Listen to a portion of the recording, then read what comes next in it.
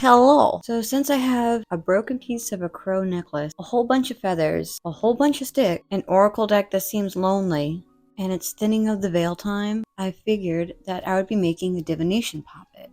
This one is actually going to be a crow messenger poppet, so it's going to be like a spirit messenger type poppet, and I'm going to be using this specific poppet with a very specific tarot deck. Excuse me, oracle deck. I keep saying tarot deck, it's an oracle deck. If you've ever seen my Salem haul video, you might remember that I've gotten a talisman oracle deck.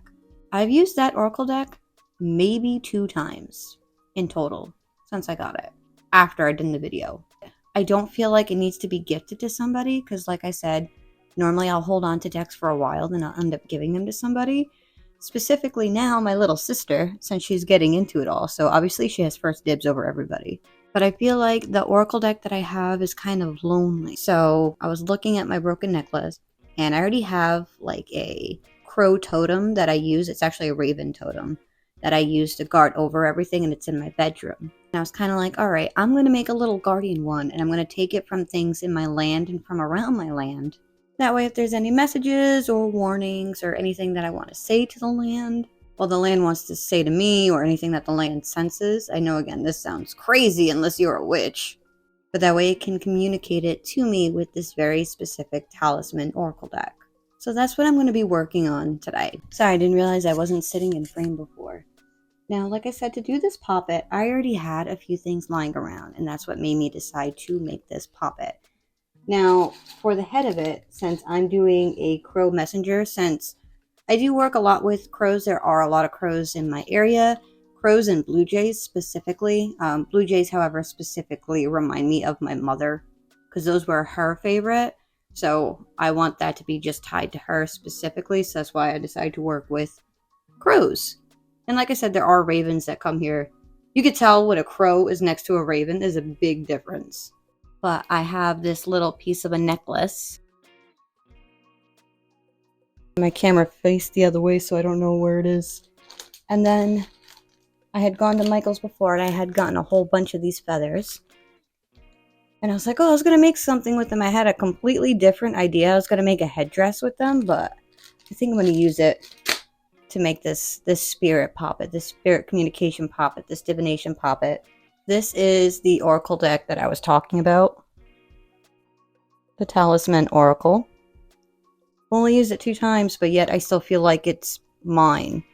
Which sounds selfish. I know it sounds so selfish, but like I said before, normally I'll hold on to them for a little while. And someone could be over my house, or I could just be thinking of somebody, be like, oh, I think this is supposed to go to them. So, it's actually happened with quite a few of my friends, so if you guys are watching this, hi! Now, also, this oracle deck does have a little envelope in it with vellum paper. So it has tracing paper in it. That way you could trace the sigils. That way you could keep the sigils. So what I'm going to do is I'm going to find what card resonates the most with the poppet once I'm done making most of the poppet. So when I'm putting in the petition paper into the chest, folded up with all the herbs I'm going to show, the sigil is the heart of the doll. Hopefully this is making sense. My allergies have been very bad, so that's why there hasn't been many videos for me, because I haven't been able to talk. Well, these are just 2 pens. One is filled with rose quartz, and then the other one is a witch's broom that my friends gave me, and I love this one. It keeps breaking, so I keep fixing it. The little ink thing keeps popping out, and it's like, I want to be a toy. And I'm like, no, I want to use a pen forever. I also have a thing of raven oil, so obviously I'm going to be using that with it. It's got crystals and herbs in it. I didn't make this, so I can't tell you what's in it. I'm sorry. So I have some sticks from my property. So normally pine is what's tied to like ravens and crows, because they build their nests in them all year round because of the seeds, and it's an evergreen tree. So it always will have needles to keep them warm. That's not even from like a spiritual folklore point of view. It's just like crows and ravens, most corvids, and like blue jays too, would choose to specifically make a nest in a pine tree over another type of tree most times. But these trees are directly from my property, even though I do have pine trees on my property. This one is right out in front. So this is a very specific tree.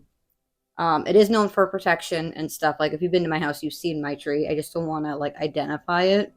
So someone's all like, oh, there's a tree right outside of her door. There are other trees outside of other doors, but mine is a very specific type of tree. So I don't want to say the name of it, but it does stand for protection. So even like biblical aspects of it stands for protection, which is cool. And now the herbs that I'm using, I am using vervain. So vervain is known as the enchanter's herb, the Eye of Iris.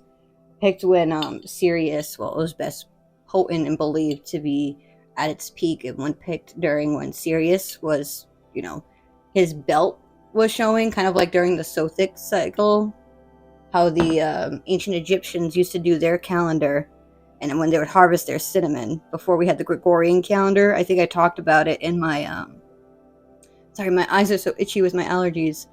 In my 10 things I wish I knew when beginning my practice, with like the whole cinnamon on the first thing. But vervain was believed to be the most potent when picked during the Sothic cycle. So when on a dark night, on a dark moon, when Sirius was at its brightest, this is when you would harvest your vervain, and you would use this to communicate with the dead. This is why this is in my seance blend recipe. Same thing with hyssop as well. Hyssop goes all the way back to ancient times for its properties and communication with the dead. So again, this is when the veil is at thinnest. If anything comes through, since I do a lot, well, I wouldn't say a lot of spirit work. I do like working with spirits. For the most part, they seem to like working with me. That's why I'm adding in some hyssop.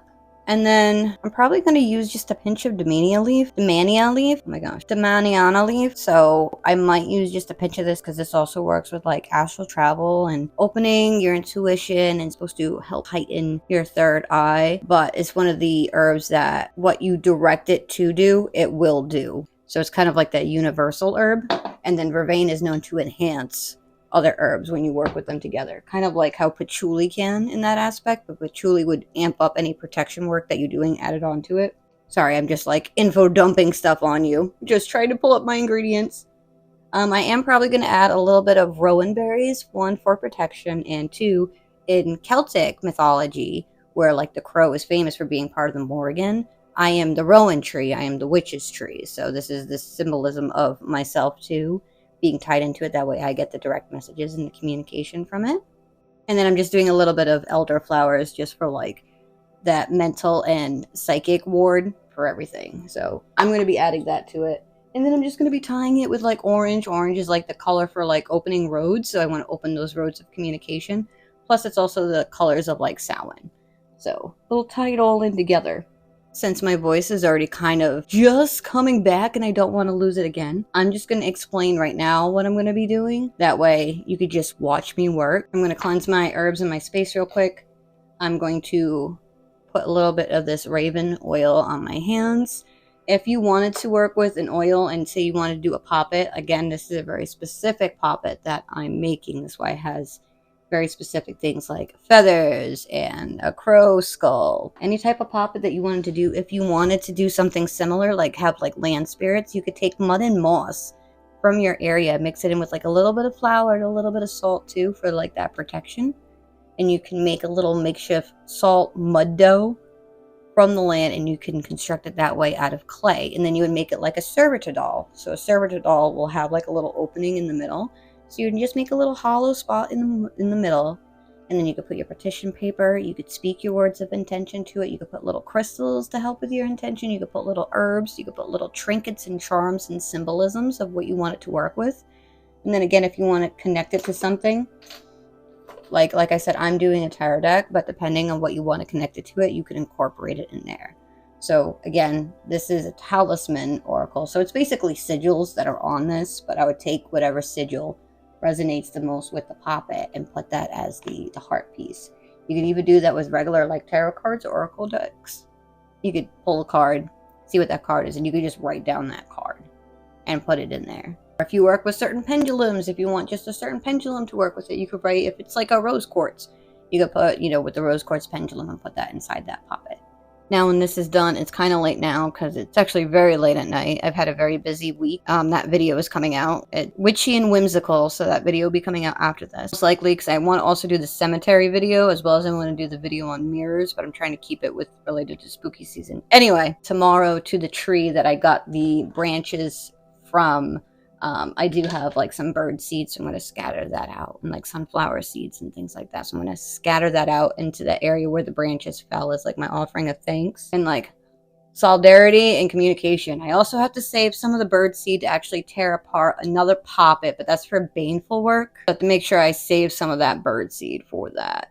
But that one's not going to be on camera because that one's very revealing for who the person is for. Anyway, after I coat my hands with the oil, I'm going to rub it obviously on the jewelry piece, the skull for it. I might attach it with some wire. I might have some copper wire. If not, I might have to use silver, which is fine. Representation of the moon and psychic awareness and dreams, all that good stuff. Cover some on the sticks. Attach the feathers to the little stick figure doll. Once I make it, it's going to be very Blair Witch looking. And another fun fact, if you're trying to do baneful poppets, if you add in sticks into it, even if you're doing like clay, or if you're going to do like corn husks or cloth or anything like that, or even out of paper, you could use that to symbolize bones. That way, if you're like, all right, this is baneful magic, you could just use it to symbolize the snapping and breaking of bones. So you could use the same format for something like that too. Or you could just use it to make your poppets a little bit more sturdy. If you just don't like doing like the cloth, or if you don't want to just buy actual dolls to use for your poppets, which you could still do. You could just use regular dolls for your poppets. But after all that's attached, I'm going to take my little petition paper with everything that I want the poppet to look out for. Make it into like a little bowl, like squish it down. Take the oracle deck, figure out which card is connected to it, trace down the sigil, put it in the middle of the little bowl of petition paper, sprinkle in a little bit of each herb, seal it. You could do it with some of your spit too if you wanted. I know that sounds so gross. Some people like prick their finger and use blood. Some people use spit. Some people don't do anything. Some people just do the breath of life. Some people just don't connect to it at all. That's totally fine. Then I'm going to wrap it up, put that as the chest for the doll, bind that up as well. And then afterwards, I'm going to finish it. So yeah, you just might see my hands working. So I'm already losing my voice again. Hopefully that all makes sense. I really hope it does. All right, let's make this poppet.